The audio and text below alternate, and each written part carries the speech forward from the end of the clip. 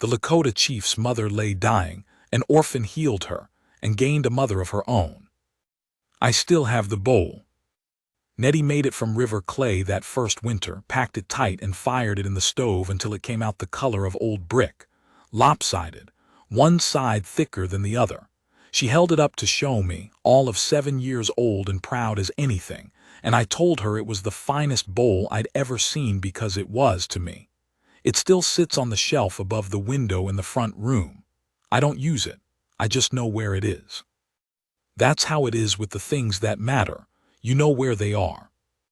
She'd been with me 4 years by the time any of this happened. 4 years since I found her, or she found me, depending on how you want to tell it. I was riding back from Cheyenne in a November sleet, that particular sleet that's half ice and gets in under your collar and down the back of your neck. And there, she was sitting on the steps of the Harlan's Crossing Stage Depot with one boot on and one in her lap, and a look on her face like she was deciding whether the world deserved any more of her time. 3 years old. Not crying. Just deciding. The depot man said she'd come in on the morning coach from up north. No papers. No one claimed her. He'd sent a wire to the county seat and they said they'd send someone. He said that with the particular exhaustion of a man who knew no one was coming. I don't know why I stopped. I'd been alone on that ranch for 6 years at that point since Alina died, and I wasn't what you'd call a man looking for company. But Nettie looked up at me with those dark eyes and said, very serious, "My boot's got a hole in it." Not asking for anything, just informing me of a fact she thought I ought to know. I crouched down and looked at the boot. She was right. It was a bad hole. "We'll fix it," I said. She thought about that for a moment, and then she put her boot back on over her sock, which was already soaked through, and she stood up, just like that, done deciding. I told the depot man I'd take her while the county sorted things out. The county never sorted things out. After 8 months, I rode to the seat myself and found the clerk who handled such matters, and I said I intended to keep the girl and what did I need to sign. He seemed put out that I was making extra paperwork, but he gave me the forms. I signed them. The judge in Laramie made it official the following spring. She wasn't Alina's daughter. She wasn't any blood of mine. She was just Nettie, and by the time the ink dried on those papers, she'd already been mine for the better part of a year. I tell you all that because you need to understand what she was to me before I can tell you what happened that summer. She wasn't something I'd rescued. She wasn't a charity case I was maintaining. She was the person I ate breakfast with every morning of my life, and argued with about whether the barn cat deserved to sleep on the porch, and the reason I drove 40 miles round trip to get her good books from the lending library in Casper. She was, at 11 years old, the most quietly determined human being I had ever known in my life. She also knew more about plants than most trained doctors. That started the second spring, when she found a patch of yarrow down by the creek and asked me what it was. I didn't know. Neither of us knew. She pressed a sprig in the back of one of her library books and carried it the next time we went to Casper, and she asked at the apothecary. From there, it became a kind of fever with her. Every plant she found, she wanted to know its name and what it did, and whether you ate it or applied it or boiled it into tea. I bought her a botanical reference from St. Louis. She wore the spine off it inside 2 years. She kept a notebook with drawings. Her own drawings, careful ones, the kind you do when you're genuinely trying to record something true, not just making pictures. Root systems, leaf shapes, notes on where she'd found things and what time of year and what the soil was like around them. I used to come into the kitchen in the evenings and find her bent over that notebook with a candle, writing in her small, tight script, and I'd think, and I'm not a man given to thinking things like this, I'd think Alina would have liked her. But I need to get to June. June of that year, the summer opened hot and dry, the kind of dry that turns the grass crisp by mid-July and makes the horses irritable. And word came through the trading post at Crossing that there was sickness in Red Hawk's camp. Red Hawk was the chief of the Oglala band that wintered in the hills north of us. We weren't on bad terms. There'd been a time, 3 years prior, when two of his young men had come through our place with their horses lame, both animals, different legs, bad luck or bad trail, and I'd let them winter in the north pasture and kept the horses through. Red Hawk had sent a man to thank me in the spring. We'd traded some since. Nothing close, but nothing hard either. What came through was that the sickness was bad, and that it had taken Red Hawk's mother. Not taken. Was taking. She was still alive but not well. Her name was Winona. She was, I learned this later, maybe 60 years old, which was a good age for a woman who'd lived the life she'd lived. And she was not just Red Hawk's mother, but the person the whole camp moved around. Not a chief herself, not the way a man would be, but the kind of woman whose opinion shaped decisions before they were ever made. I'd seen that kind of woman once before, an old Mexican woman down in the territory who ran 300 miles of trail trade with nothing but the force of people knowing she was always right.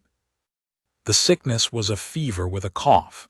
It had come through the camp in April and taken 3 people and moved on, the way these things do, but it hadn't fully let go of Winona. She'd been abed since May. She was eating almost nothing. There was a man in their camp who handled medicine. I don't know the Lakota word for it, but he was something like a healer, and he had tried what he knew. The fever kept coming back. How I found out she was still alive was a man named Calls from Water. He worked occasionally as a freighter, and I'd hired him a time or two, and we had the kind of acquaintance built on work, which is a solid kind if not a warm one. He came by the ranch on a Tuesday, and we drank coffee on the porch, and he told me about Winona, and the fact that she was still fighting, and the fact that Red Hawk was watching his mother die, and no one knew what to do. I didn't say anything about Nettie. I wasn't planning to say anything about Nettie. Nettie was in the garden when Calls from Water was there. She heard every word through the open kitchen window.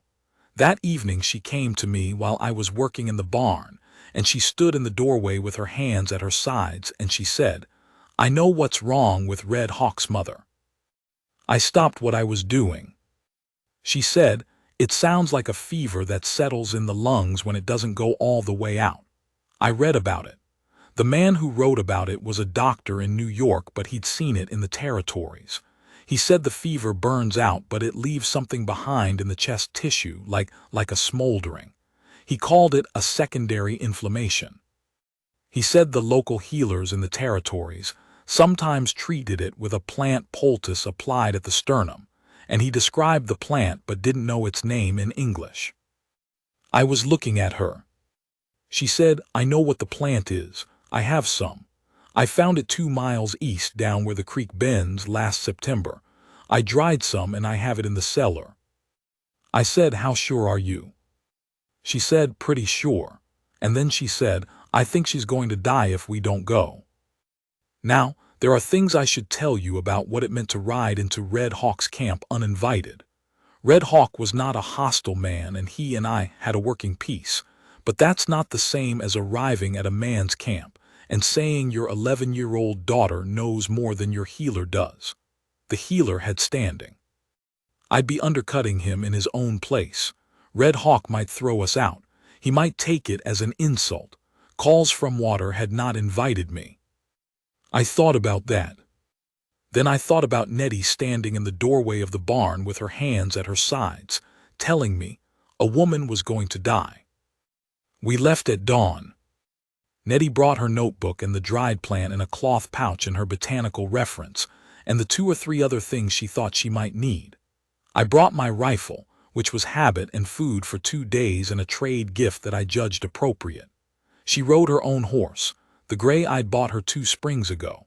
She was a quiet rider, the kind who sits still and lets the horse do the thinking, and we covered the 14 miles to Red Hawk's camp by mid-morning. We stopped outside the camp and waited. That's what you do. You don't ride in. A young man came out to look us over. I told him my name and that I had traded with Red Hawk before and that I had something that might help the sick woman. I told him it was his decision whether we came in. He went back. We waited maybe 20 minutes. Nettie sat her horse and said nothing. She had her notebook on her knee. The young man came back and took us in. Red Hawk met us outside the largest lodge. He was in his mid-40s, a big man, not soft anywhere, with a face that told you exactly nothing about what he was thinking. He looked at me, and then he looked at Nettie and then back at me. I said my piece. I said I'd heard about his mother, and that my daughter had some knowledge of plants and their medical uses, and that she believed she might be able to help. I said I wasn't there to dishonor his healer, and that it was his call whether to listen. I said if he wanted us to go, we'd go and there'd be no hard feelings. He was quiet for a long moment. He said in English, better English than I'd expected, "What does she know?" I looked at Nettie. That was her question to answer. She told him, not shyly, not performing, just the way she told me things, straight and specific: the doctor in New York, the description of the condition, the plant she'd identified, the preparation she thought would help. She showed him the drawing in her notebook. She showed him the dried plant. Red Hawk looked at the drawing for a long time. Then he said something in Lakota to the young man who'd come out. The young man went back in. Red Hawk looked at me and said, "Wait here." We waited. The young man came back with a woman. She was maybe 35. She moved like someone who was used to being in charge of herself, deliberate, without hurry, and she looked at Nettie the way Red Hawk had, like she was taking inventory. This was Sunka Whack and Win, which means, as I came to understand later, something close to horse spirit woman, though the exact translation shifts depending on who you ask. She was Red Hawk's sister. She spoke to Nettie in Lakota, and the young man translated. She asked, had Nettie prepared this remedy before on a person? Nettie said no. She asked, how did Nettie know it would work? Nettie said she didn't know for certain. She said she thought it would work, and she could explain why if Sunka Whack and Win wanted her to. She looked at me then, Sunka Whack and Win, this measuring look, and I had the feeling she was deciding not about Nettie but about me, about whether I was the kind of man who sent a child in front of him to do his work. I met her eyes and didn't look away and didn't explain myself. Whatever she decided, she'd decide. She spoke to Red Hawk. He nodded. She looked at Nettie and said in English 3 words. "Come with me." I started to follow. She held up one hand, not hostile, just clear. This was not the place for me. I stayed. That was hard. I don't need to explain why. You understand why. You leave your child in a stranger's care, and you stand in the sun and you wait. I waited outside for 2 hours. Red Hawk sat nearby, not talking, which I took as its own kind of courtesy. He wasn't guarding me. He wasn't watching me go anywhere. He was just there, the way you sit with someone who needs to wait through something difficult. At one point he said, without looking at me, "She is my mother the way mine would have been if there had been more years." I said mine too, meaning Nettie. He looked at me then, just for a moment. We didn't talk much after that, but it wasn't uncomfortable. Nettie came out at noon. She looked tired in the specific way she looked tired after she'd been concentrating hard on something, a faint line between her brows, her shoulders dropped a little. She sat down next to me on the ground and said, "We applied it twice. Sunka Whack and Win helped me prepare it the second time. I think it will take a day or 2 before we know." I said, "How are you?"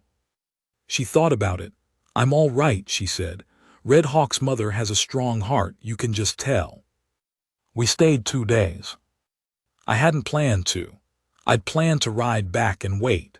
But it didn't feel right to leave before we knew, and Red Hawk's people. I don't know exactly how it was offered, but we were given a place to sleep and food, and we stayed. Those 2 days are the ones I find myself going back to. Nettie was taken under by a group of girls her age, or close to it, with a speed that I found both impressive and somewhat amusing. She had her notebook and her drawings, and apparently that crosses every language barrier there is. By the second afternoon, she was sitting with 3 girls, and a woman teaching them something about a plant she'd found on the edge of camp, and she was using her hands the way she did when she was explaining something she was excited about, drawing shapes in the air. Sunka Wakin Win came to find me on the evening of the second day. She sat across from me. We were outside, the light going orange and low, and she said, "Winona is better." I said I was glad. She said, "My mother would like to see the girl in the morning." I said that would be fine. Then she said, and this was not what I expected, she said, "You came here without being invited. You could have been told to leave." I said that was true. She said, "Why did you come?" I thought about how to answer that. I said, "Because Nettie believed she could help, and when Nettie believes something, she's usually right." Sunka Wakin Win looked at me for a moment. Then she said, "A man who trusts a child that much has done something right." I didn't say anything to that. I wasn't sure there was anything to say. She sat with me until the light was fully gone. We didn't talk a great deal. She told me some about Winona, her mother, who had apparently been a formidable woman since before Red Hawk was born, a woman who had survived things that would have ended most people, and had come out the other side knowing exactly who she was. She talked about her the way you talk about someone you love and are afraid of losing, plain and without performance. I told her a little about the ranch, about how I'd found Nettie at the depot and what she'd been like at 3 years old with her wet boot. She smiled at that, not a big smile, just a real one. In the morning, Winona's lodge. I won't pretend I knew what to expect. I'd been told she was better. I hadn't been told she was well, and she wasn't. She was still lying down, propped up, and she was thin in the way sickness makes a person thin, like it's borrowed something from them they haven't got back yet. But her eyes were clear. That was the first thing I saw. Eyes clear and dark and steady, looking at Nettie the way Red Hawk had, like she was taking a full accounting. Nettie stood still for it. She'd gotten used to being looked at that way in the last 2 days. Winona spoke for a while in Lakota. Sunka Wakin Win translated. She said she had heard the girl had knowledge of plants and healing. She said she had felt the change in her own body since the remedy was applied, a loosening in her chest like a fist opening. She said the girl had done something the old healer had not been able to do, and she said this without malice as a plain fact. She said, a person who could do that was not ordinary. She said, and this is the part I keep coming back to, she said that a child with this kind of knowledge and this kind of courage did not come from nothing. She said, this child had been taught well by someone, and she wanted to know who. Sunka Wakin Win looked at me when she translated that last part. I looked at Nettie. Nettie looked back at me, and then she looked at Winona and she said, my father taught me to pay attention. That's mostly what it is. Winona looked at me for a long time. Then she said something to Sunka Wakin Win that Sunka Wakin Win didn't immediately translate. She just listened. Winona spoke for perhaps 2 minutes, looking between me and Nettie, and when she was done there was a silence and Sunka Wakin Win's face had changed, though I couldn't have told you to what. I waited. Sunka Wakin Win said, she says, a man who makes a child this way is a man who pays attention to what is true. She says most men she has known care only for what looks strong. She says, this child looks at the real thing, and that is because someone showed her the real thing mattered. She says, a pause. She says she is grateful to be alive, and she is grateful for the child, and she is grateful for the man who made the child who she is. The lodge was very quiet. I said because I didn't know what else to say. It was Nettie who did it. I just drove her here. Winona said something short. Sunka Wakin Win smiled that real smile again and said, she says, yes, and you knew to drive her here. This is not a small thing. We left that afternoon. Nettie was quiet for the first miles, which was normal for her after something big. She processed things slowly and then talked about them when she was ready. I didn't push. The grass was dry and gold on either side of us, and the air smelled like it does in the afternoon of a warm day, a little like dust, and a little like something sweet I've never been able to name. After about an hour, she said, "I think Winona might have been a healer herself when she was young." I said, "What makes you think so?" She said, "The way she touched my hands when I was applying the second treatment. She knew exactly what I was doing. She wasn't just watching." I thought about that. Nettie said, "Do you think we'll go back?" I said I thought we might. She seemed satisfied with that, and we rode the rest of the way home without much more talk, which was its own kind of good. That was June. July and August passed the way summers do on a dry grass ranch work heat, the constant low-grade argument with the land about whether the water will hold, whether the hay will come in, whether the calves are going to be strong. I didn't think over much about Red Hawk's camp. I thought about Sunka Whackin' Winsome, but not in a way I'd examined too closely. She'd sat with me in the evening light and talked about her mother like a real person, and looked at me like she was trying to figure out what I actually was, and that was all.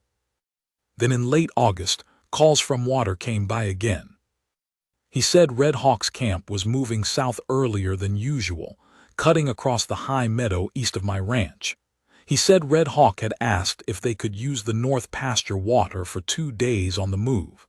I said yes without hesitating. They came through on a Thursday.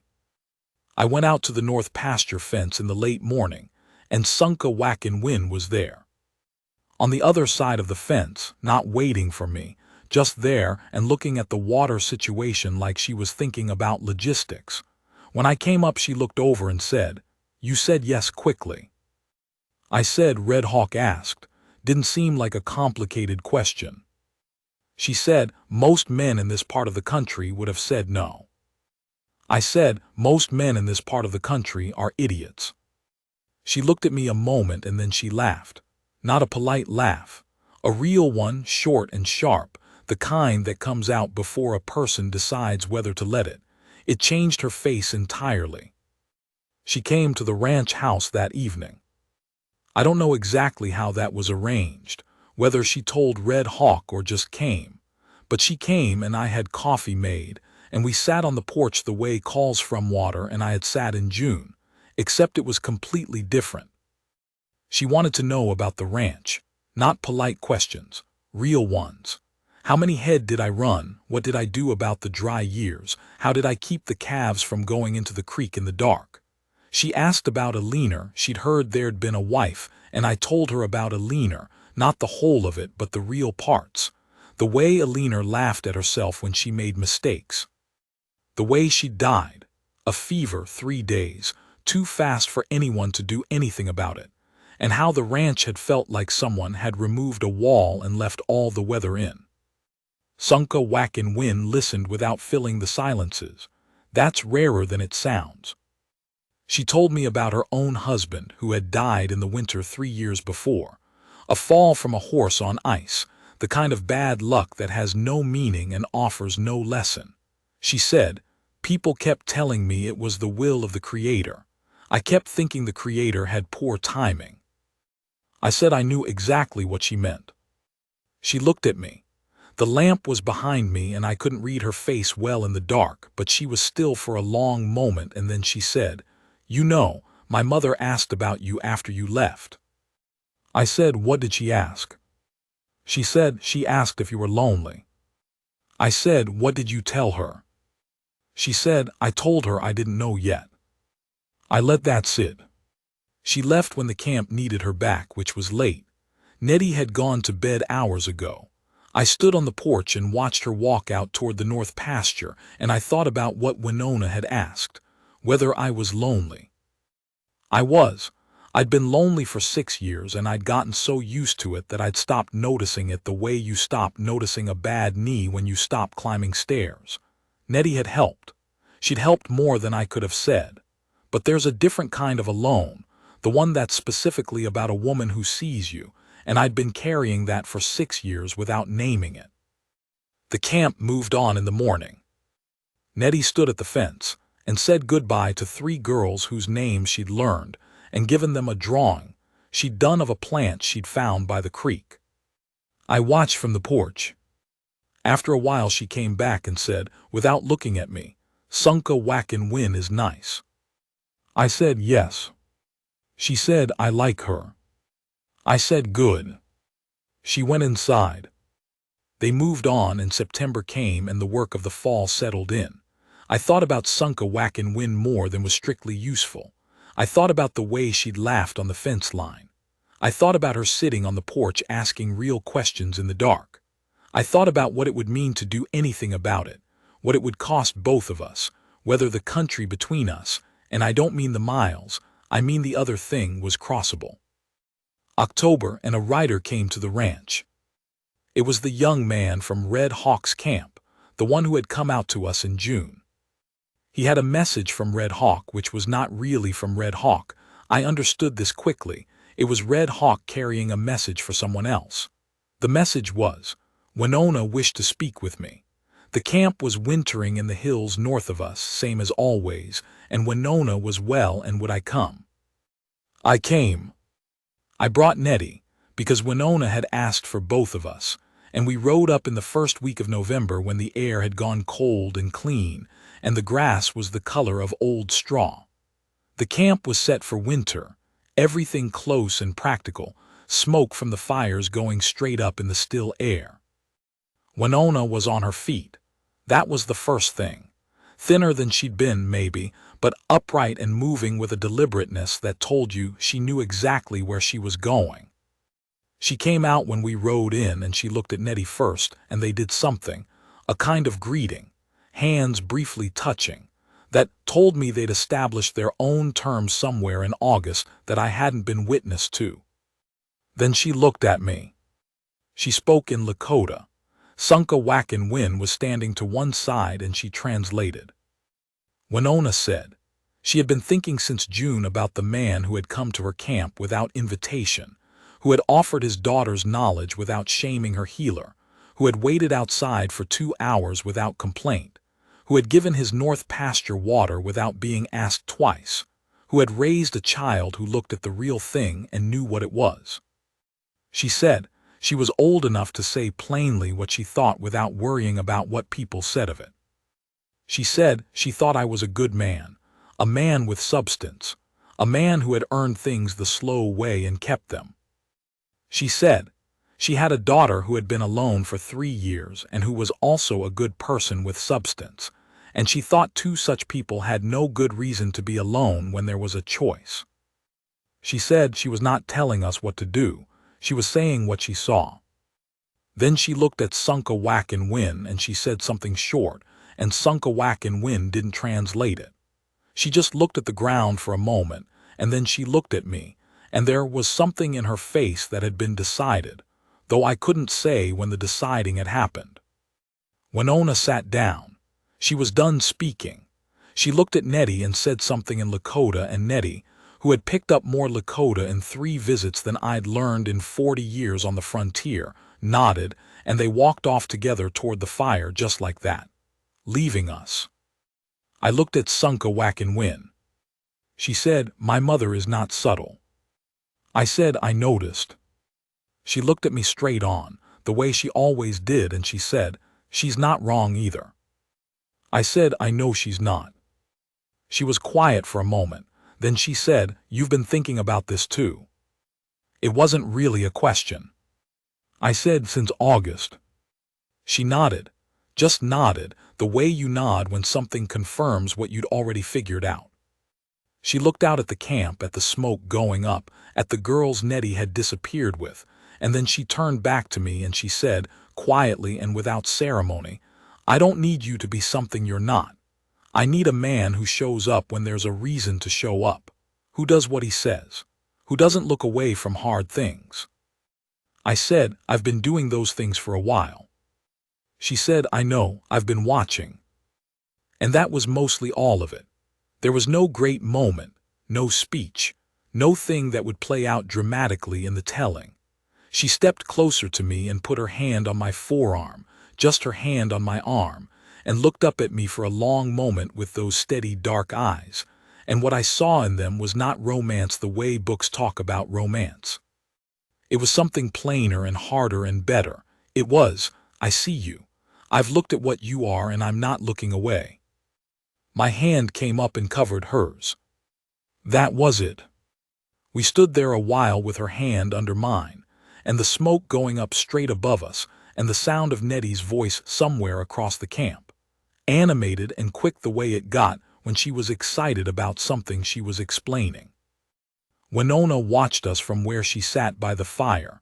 When I looked over at her, she was looking away, giving us the privacy of her pretending not to look, but she was smiling. I could see it from that distance. We ate with the camp that evening, all four of us, Winona, Red Hawk, Sunka Whackin' Win, and the two of us from the ranch. Red Hawk said very little, but he was at ease, which in him meant a great deal. Winona told a story in Lakota that made everyone laugh, and Sunka Whackin' Win translated the shape of it for me, though she said the exact words didn't carry. Nettie sat between two of the girls and they passed her food, and she passed it back, and she was, in the way that she sometimes was, completely and simply at home. We rode back in the dark, Nettie and I cold now, the real cold, our breath going white, the horses blowing steam. About halfway back, Nettie said, I think I'd like to learn Lakota properly, not just the words I've got. I said I thought that could probably be arranged. She was quiet for a while and then she said, Are you happy? I thought about it. I said, getting there. She seemed to think that was a satisfactory answer. The stars were hard and clear above us, the way they get in November, and the ranch lights came up ahead of us after a while, the lamp I'd left in the window, and I could smell the cold on the air and feel my horse steady under me. And I thought about Sunka Whackin' Win's hand on my arm and the look in her eyes and what Winona had said about me. A good man, a man with substance, a man who earned things the slow way and kept them. And I thought, yes. Someone who knew what she was looking at had looked at me and said, yes. That's not nothing. That's not nothing at all. Sunka Whackin' Win came to the ranch in December, and in January and in February. By spring she was staying. There was talk in town. There's always talk in town. But nobody said it to my face, and anyone who might have thought about saying it to my face had either dealt with me before or heard enough to know better. Nettie accepted it all with the equanimity of a person who had gotten what she wanted, and was now moving on to the next thing, which in her case was convincing Sunka Whackin' Win to help her expand the kitchen garden to include more medicinal plants. They were often in the garden together. I'd come up from the barn and see them out there, both crouched over something in the soil, their heads together, Nettie talking and Sunka Whackin' Win listening, and occasionally saying something that made Nettie sit back and think. They had their own language, those two, built out of plants and the kind of mutual respect that forms between people who recognize each other's competence. I stayed out of it. In April, Winona visited. She came with Red Hawk and two others, and they stayed for 3 days, and on the second day Winona walked the perimeter of the ranch with me, just the two of us, slowly, the way you walk when you're not in a hurry and have things to look at. She looked at everything. The fence lines, the water, the state of the soil. She looked at the barn and the smokehouse and the kitchen garden with the new beds Nettie and Sunka Whackin' Win had been building all month. She didn't say much while we walked. But at the end of it, standing at the north fence looking out at the hills, she said in English. Her English was better than she usually let on. She said, This is a good place, a serious place. I said it had taken a while to make it that way. She said, Good things usually do.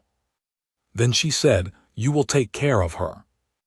It wasn't a question, but I answered it anyway. I said I intended to. She nodded, that was all. She was quiet for a moment and then she said, She has been alone too long. Alone is hard for people who have a lot to give. I said I knew something about that. She looked at me sideways.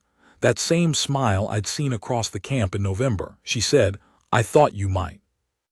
We walked back.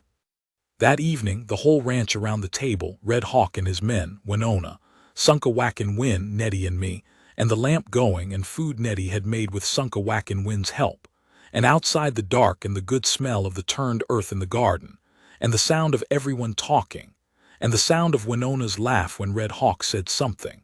Sharp and real the way Sunka Whackin' Wind's laugh was, and I thought, this is what the ranch was supposed to be. This is what I'd been building for, without knowing what I was building toward. Nettie looked across the table at me at one point and she didn't say anything. She just looked at me with those dark eyes, steady, the way she'd looked at me the first day, deciding. But she wasn't deciding anymore. She'd already decided. Sunka Whackin' Wind's hand was on the table between us, and I put mine over it, and she turned her hand and held on. And that was that.